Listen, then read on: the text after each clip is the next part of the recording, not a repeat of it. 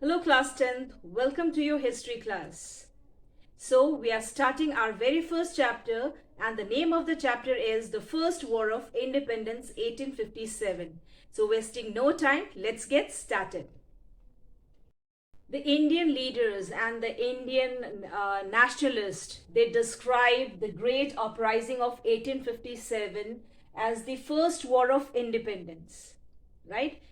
Why it is known as the first war of independence? Because this war occurred at that time when for various reasons, for various causes, for various reasons, there was a great unhappiness and great distress in the country, in India, right? So the Hindus, the Muslims, and other communities, as well as the lawyers, the students, and doctors, men, women, children, all they combined against the Britishers or British Raj, right? So that was first time in the Indian history that Indians united together, combined, and against we did against the British Raj. That is why it is termed as or it is known as the first war of independence of 1857. Clear?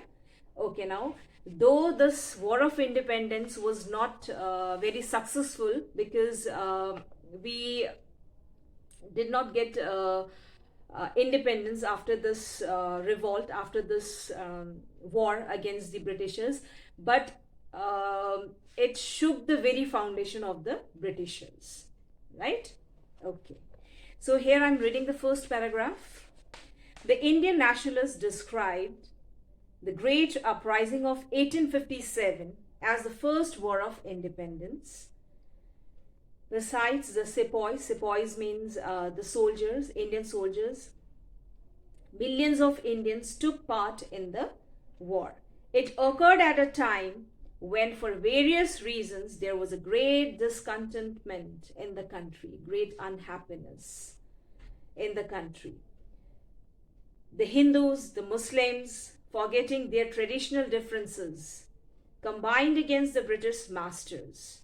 But the events of they did not succeed in their mission, but the events of 1857 continued to inspire Indians in their struggle against the British Raj. The causes of the first war of independence may be summed up under many heads. So that headings I'm going to explain you now. Okay, there were several causes for the revolt of 1857, like political causes, military causes, economic causes, and your social and religious causes, and one more important, that is an immediate cause was there, which made the Indians to revolt against the Britishers, right? So let's talk about the first cause, that is the political causes. So in this political causes, we'll discuss some of the important political causes which made Indians unhappy towards Britishers, right? Okay, the first one is Doctrine of Lapse. Second is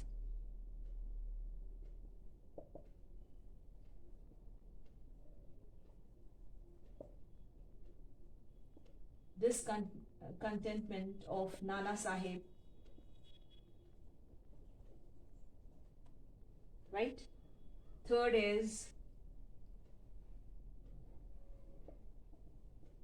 annexation of Awadh, and the fourth one is disrespect to Bahadur Shah Zafar. So here on the board, I've written some of the political causes which made Indians unhappy with the Britishers, right? So the first one is Doctrine of Lapse. Okay, Lord Dalhousie was the Governor General of India from 1846 to 1856, right? So he made a policy. Under that policy, if an Indian ruler or Indian king died without having natural hair means natural son, then he could not adopt any son, right?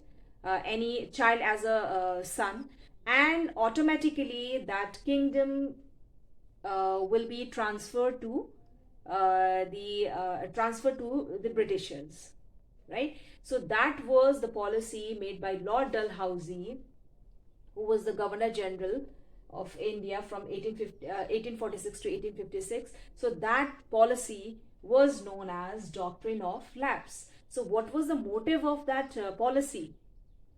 Actually, Britishers wanted, anyhow they wanted to control over the Indian territories, right? So this policy they made, and they made Indians to adopt this policy, and many states, Indian states, were affected by this Doctrine of Lapse. For example, very famous Jhansi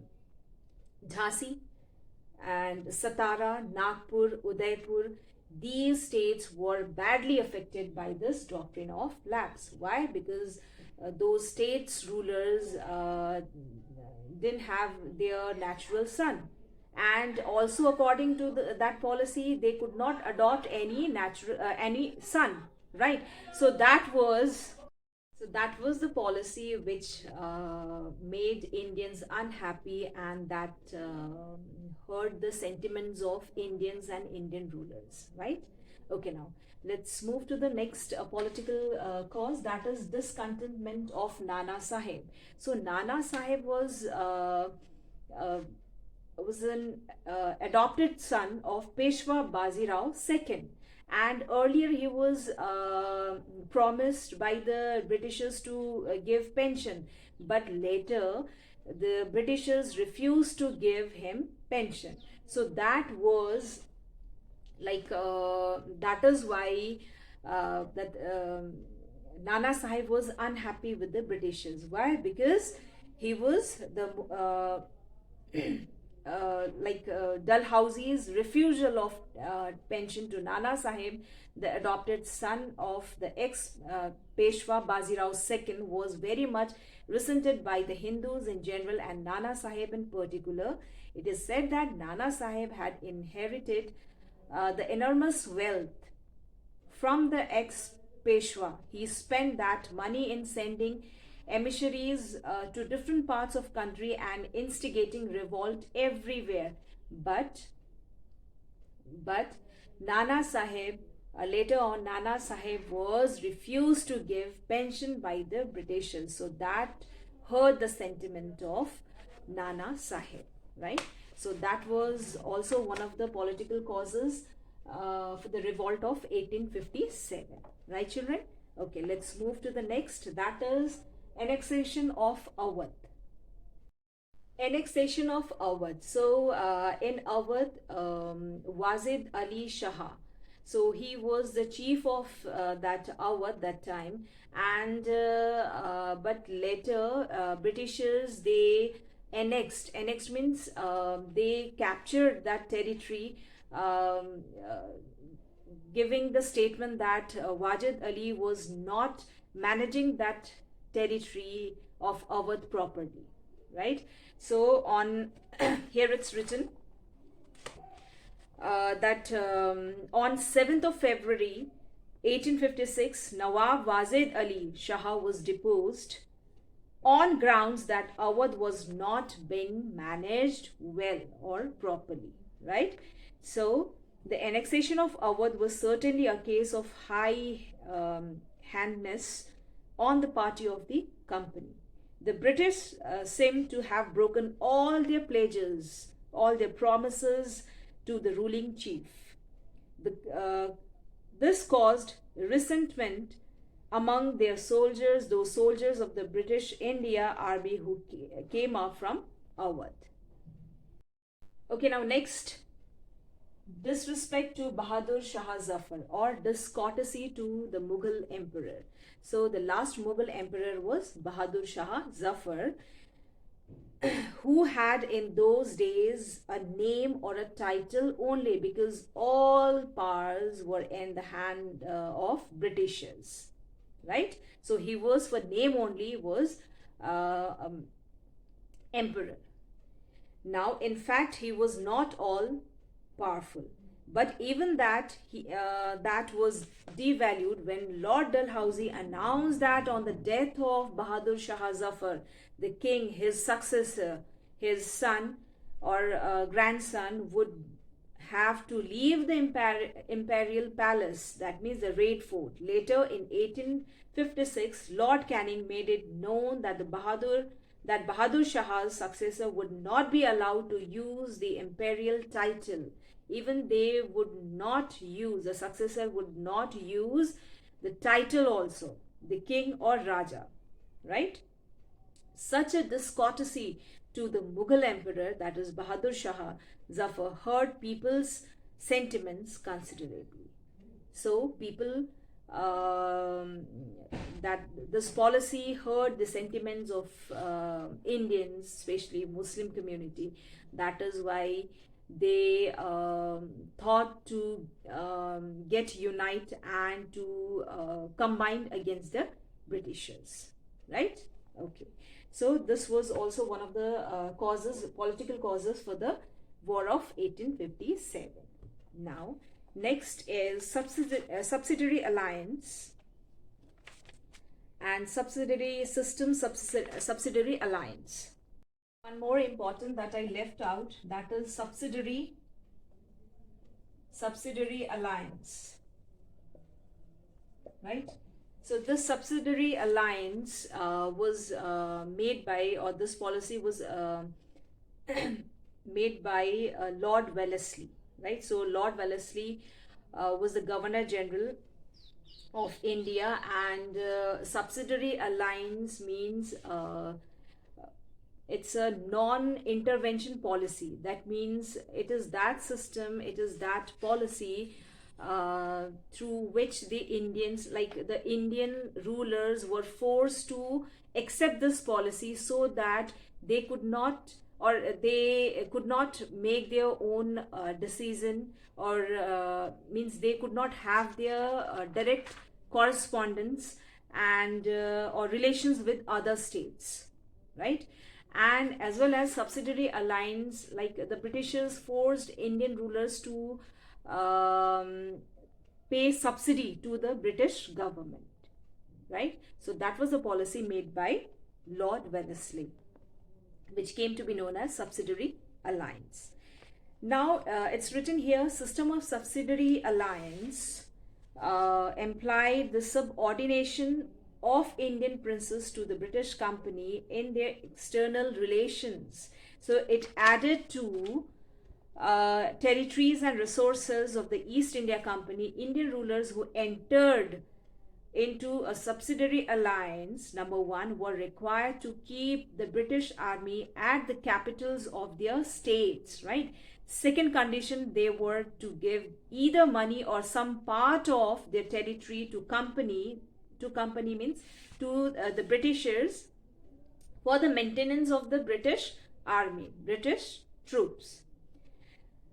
They were to turn out from their states all non-English Europeans, whether they were employed in the army or in civil service. That means turned out means they will not keep any non-Europeans or non-English Europeans people in army or in any civil services, right?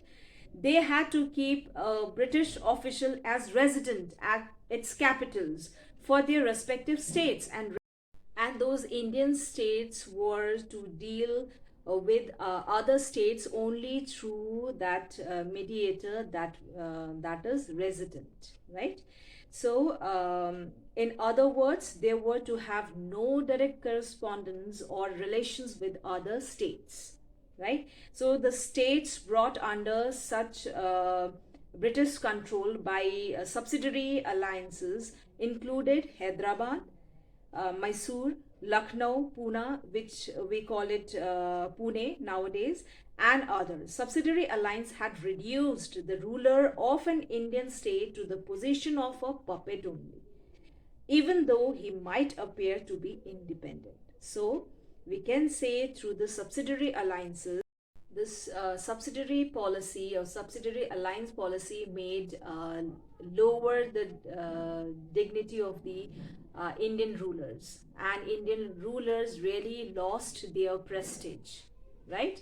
Okay, and not only that, we can say that the system reduced the position of the Indian rulers. Why? Because Indian ruler became a puppet in the hands of the puppeteers, and puppeteers means the Britishers, right? So here we have completed the political causes for the revolt of 1857. Now children, in next video I'll be telling you economic, social and other causes for the revolt of 1857, right? So soon we'll meet in the next video. Till then, stay safe, stay healthy. Thank you.